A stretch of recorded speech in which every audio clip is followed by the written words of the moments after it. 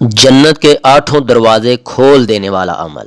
حضرت عقبہ بن عامر رضی اللہ تعالی عنہ سے مروی ہے کہ رسول اللہ صلی اللہ علیہ وآلہ وسلم نے فرمایا، جس نے وضو کیا اور اچھا وضو کیا پھر یہ کہا اشہد اللہ الہ الا اللہ وحدہ لا شریک لہ وان محمدا عبدہ ورسولہ، تو اس کے لیے جنت کے 8 دروازے کھول دیے جائیں گے کہ وہ جس دروازے سے چاہے داخل ہو جائے۔